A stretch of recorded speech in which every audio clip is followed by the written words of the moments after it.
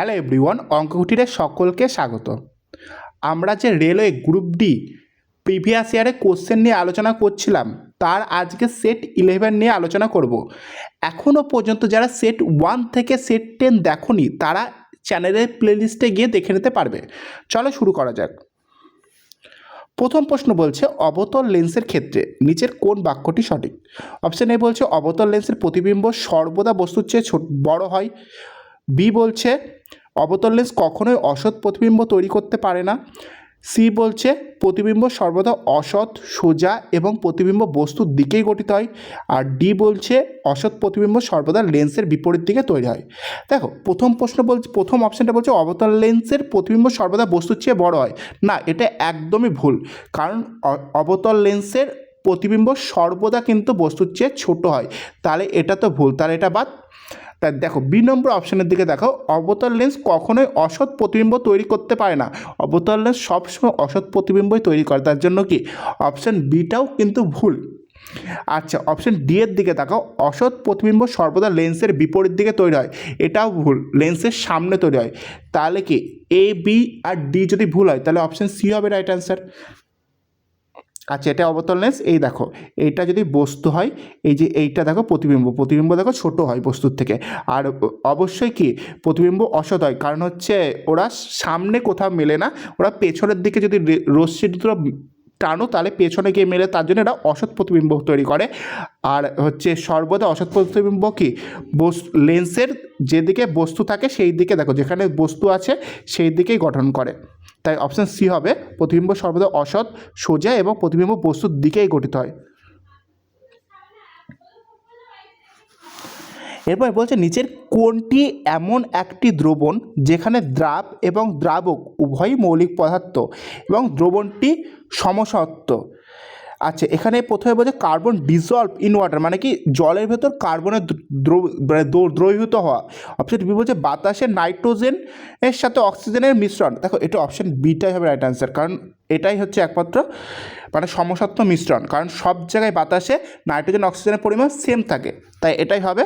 আর যেখানে দ্রাব এবং দ্রাবক বা নাইট্রোজেন এবং অক্সিজেন উভয় কিন্তু মৌলিক পদার্থ।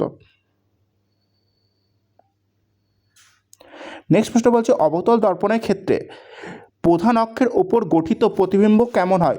আচ্ছা, প্রতিবিম্ব দেখো, প্রতিবিম্ব যদি ওপরের দিকে হয় তাহলে সবসময় কিন্তু পজিটিভ ধরতে হয়, আর নিচের দিকে হলে নেগেটিভ ধরতে হয়। তাহলে দেখো, প্রধান অক্ষের এটা হচ্ছে প্রধান অক্সিস মানে প্রিন্সিপাল অ্যাক্সিস। তাহলে কি বলছে প্রধান অক্ষের ওপরে গঠিত হয়েছে, তাহলে প্রতিবিম্বর উচ্চতা সর্বাধিক কি ধনাত্মক ধরতে হবে। তাহলে এখানে কোন অপশানটা, অপশান সি এরটা মানে সঠিক অ্যান্সার হবে। এর পরের প্রশ্ন বলছে অ্যালডিহাইড কোন কার্যকরী মূলকে, মানে অ্যালডিহাইডের কোন কার্যকরী মূলক উপস্থিত থাকে? অ্যালডিহাইড দেখো, অপশন বিটা হবে রাইট অ্যান্সার। তাহলে যদি অপশন এটা কাকে রিপ্রেজেন্ট করে, অপশন এটা কিটোনকে রিপ্রেজেন্ট করে। আচ্ছা, অপশন সিটা, আচ্ছা এখানটা আমি তোমায় একবারে দেখিয়ে দিচ্ছি, এখানে লেখা আছে দেখো, ওই যে সিও ডবল বন এটা কিটোনকে রিপ্রেজেন্ট করে, সি ডবল ও এইচ এটা কার্বক্সিলিক অ্যাসিডকে রিপ্রেজেন্ট করে, ও এইচ এটা অ্যালকোহলকে রিপ্রেজেন্ট করে, ঠিক আছে। আর সিএইচও এটাকে অ্যালডিহাইডকে রিপ্রেজেন্ট করে। তবে নেক্সট প্রশ্ন বলছে একটি বস্তু সরলরেখায় চলে, 10 সেকেন্ডে বস্তুর সরণ 50 মিটার হয়, তাহলে বস্তুর বেগ কত? দেখো, বেগ বলতে কি সরণ বাই সময়। আচ্ছা, তাহলে এখানে সরণ কত বলেছে 50, আর টাইম কত বলেছে 10, তাহলে তুমি শূন্য দিয়ে কাটলে কত হবে 5 মিটার পার সেকেন্ড। তাহলে অপশন এ হবে রাইট অ্যান্সার। কত ইজি অঙ্ক ছিল। এরপর নেক্সট বলছে ধাতুর ভৌত বৈশিষ্ট্য সম্পর্কে নিচের কোনটি সঠিক? আচ্ছা, প্রশ্ন পড়ার সময় অবশ্যই দেখবি এখানে সঠিক লেখা আছে না ভুল লেখা আছে, ঠিক আছে। অনেক সময় কিন্তু সঠিক নয়ও এটা লেখা থাকে। চলো তাহলে দেখো, ধাতু তাপ ও বিদ্যুতের কুপরিবাহী, এটা তো ভুল কথা, ধাতু তাপ ও বিদ্যুতের সুপরিবাহী, তাই এটা তো হবে না, ঠিক আছে। আচ্ছা, ধাতুগুলো সোনারিটি এবং আঘাত করলে শব্দ উৎপন্ন করে, এটা অবশ্যই সঠিক। আচ্ছা, সোনোরিটি মানে কি বলতো, যদি তুমি দেখবে ধাতুগুলো যদি আঘাত করে মানে অনেক করে মানে একটা গুনগুন শব্দ, মানে বা ধাতু যদি ফেলে দাও দেখবে একটা অনেকক্ষণ ধরে শব্দের রেস থাকে, সেটাকে সোনোরিটি বলা হয়, ঠিক আছে। আর ধাতুর গলনাঙ্ক স্ফুটনাঙ্ক খুব কম, এটাও ভুল, ঠিক আছে। আর ধাতুগুলো সাধারণত ভঙ্গুর এবং হাতুড়ি দিয়ে আঘাত করে সহজেই ভেঙে যায় না, এটাও ভুল। তাহলে অপশন বি হবে রাইট অ্যান্সার। বলছে মানে অসমসত্ব মিশ্রণ সম্পর্কে নিচের কোনটি সঠিক? আচ্ছা, অসমসত্ব মিশ্রণে উপাদানগুলিকে আলাদা করা যায় না, না যায়, তার জন্য এটা তো ভুল। এর গঠন সর্বত্র একই থাকে না, এটাও ভুল। এর গঠন সমসত্বর ক্ষেত্রে, এটা সমসত্বর বৈশিষ্ট্য, উপাদানগুলি তাদের নিজস্ব বৈশিষ্ট্য বজায় রাখে, অবশ্যই সঠিক, এটা সি হবে রাইট অ্যান্সার। যেমন যদি অসমসত্ব মিশ্রণ বলতে কি, জলের ভেতরে চুনের কোনো দ্রবণ, চুনের যেই মানে চুন বলছি কেন, মানে চকের গুঁড়ো যদি মিশিয়ে দাও যে দ্রবণ হয় সেটাকে হচ্ছে অসমসত্ব দ্রবণ বলা হয়। আচ্ছা, অপশন ডি বলছি এটি একটি যৌগের মতো আচরণ করে, এটাও কোনো ভুল উক্তি, ঠিক আছে, তাহলে অপশন সি হবে রাইট অ্যান্সার। বলছে কোন কার্যকরী মূলকের উপস্থিতির কারণে ইথানল জলে মিশে যায়? আচ্ছা, জলে যদি কোনো মৌল মানে মিশে যায় তাহলে অবশ্যই কিন্তু সেই মৌলের ভেতরে কি হাইড্রক্সিল মূলক থাকবে, তাহলে এখানে হাইড্রক্সিল মূলক অপশন বি হবে রাইট অ্যান্সার। বলছে তাপমাত্রা বাড়লে পদার্থের ঘনত্ব কী হয়? আচ্ছা, তাপমাত্রা বাড়লে কিন্তু পদার্থের ঘনত্ব কমে যায়, কিন্তু জলের ক্ষেত্রে আলাদা, জলের ক্ষেত্রে 4 ডিগ্রি সেলসিয়াসে ব্যতিক্রম প্রসারণ হয়, ঠিক আছে। বলছে কোষের নিউক্লিয়াসে থাকা ডিএনএ কোন পদার্থ তৈরির উৎস হিসাবে কাজ করে? এটার উত্তর হবে কি অপশন সি, প্রোটিন। বলছে একজনের একটি ছোট অস্ত্রোপচার করা হয়েছে, মানে অপারেশন করা হয়েছে, যা শুক্রাণুকে বীর্যের সাথে মিশতে বাধা দেয়, কোন অংশটি পরিবর্তন করা হয়েছে? এটা হচ্ছে অপশন এ বলছে ভাস ডিফারেন্স, মানে হচ্ছে শুক্রনালী, মানে শুক্রাশয় নালী। অপশন বি বলছে মূত্রনালী। অপশন সি বলছে শুক্রাশয়। অপশন ডি বলছে লিঙ্গ। তাহলে উত্তর হবে অপশন এ, ঠিক আছে। বলছে নিচের কোনটি প্রজনন স্বাস্থ্য বজায় রাখতে সাহায্য করে? জাঙ্ক ফুড খাওয়া, না, এটা তো ভুল। বাল্যবিবাহ, এটাও কিন্তু ভুল। অপশন সি স্বাস্থ্য শিক্ষা ও চিকিৎসা সেবা, এটাই সঠিক অ্যান্সার, ঠিক আছে। আর পরিচ্ছন্নতা এড়িয়ে চলা, এটা তো একদম আগেও ভুল। বলছে নিউরনের কোন অংশে নিউক্লিয়াস এবং সাইটোপ্লাজম থাকে? আচ্ছা, নিউরনে কিন্তু কোষ দেহে কিন্তু নিউক্লিয়াস এবং সাইটোপ্লাজম দেখতে পাওয়া যায়, তা অপশন এ হবে কিন্তু রাইট অ্যান্সার।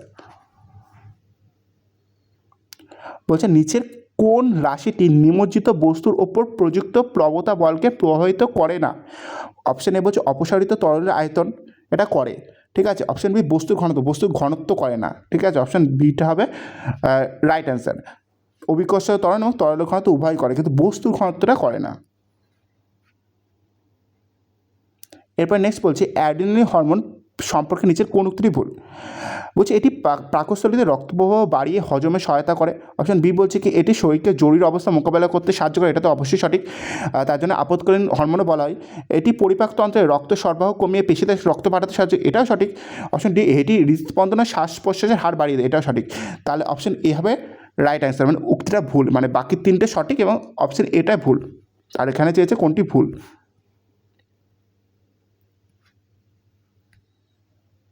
বলছে একটি গতিশীল বস্তুকে থামানোর জন্য প্রয়োজনীয় কৃতকার্য কার সমান? বলছে এর ওজন, নাকি এর ভরবেগ, নাকি এর বিভব শক্তি, নাকি এর গতিশক্তি? অপশন ডি হবে রাইট অ্যান্সার, গতিশক্তির সমান হয়। বলছে টেথোস্কোপ কোন নীতির ওপর ভিত্তি করে কাজ করে? টেথোস্কোপ এর আগেও বলেছি শব্দের প্রতিফলনের ওপরে কাজ করে। বলছে বিদ্যুৎ প্রবাহকে কিভাবে প্রকাশ করা যায়? আচ্ছা, বিদ্যুৎ প্রবাহ হচ্ছে কি কিউ/টি, মানে কি একক সময়ে যে পরিমাণ আধান প্রবাহিত হয় তাকেই কিন্তু বিদ্যুৎ প্রবাহ বলা হয়। তাহলে অপশন এ কিন্তু বৈদ্যুতিক আধান প্রবাহের হার, ঠিক আছে। বলছে ধূপন বা ফিউমিগেশন খাদ্যশস্য সংরক্ষণে কিভাবে সাহায্য করে? বলে এটি শস্যে পুষ্টি যোগ করে। অপশন বি বলছে এটি শস্য থেকে আর্দ্রতা হারানো রোধ করে। অপশন সি বলছে এটি শস্যের ওজন বাড়িয়ে দেয়। অপশন ডি বলছে এটি কীট পতঙ্গ এবং পোকা মেরে ফেলে। অপশন ডি হবে রাইট অ্যান্সার, ঠিক আছে। বলছে লেড নাইট্রেট ও পটাশিয়াম আয়োডেটের বিক্রিয়ায় প্রাপ্ত হলুদ অধক্ষেপ নিচের কোনটি? অপশন এ বলছে লেড নাইট্রেট থেকে আবার লেড নাইট্রেট, এটা তো হবেই না। অপশন বি বলছে পটাশিয়াম নাইট্রেট। অপশন সি বলছে লেড নাইট্রাইট। অপশন ডি বলছে লেড আয়োডাইড। অপশন ডি হবে রাইট অ্যান্সার। এর পরে প্রশ্ন বলছে জ্বালানি হিসাবে সাধারণত কোন অ্যালকোহল ব্যবহৃত হয়? জ্বালানি হিসাবে প্রোপানল, বিউটানল, নাকি মিথানল, নাকি ইথানল? অপশন ডি হবে রাইট অ্যান্সার। ঠিক আছে।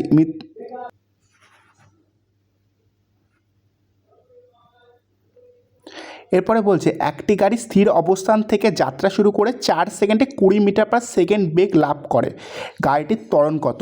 দেখো ত্বরণ মানে কি, ত্বরণকে এ সমান সমান V minus you by T.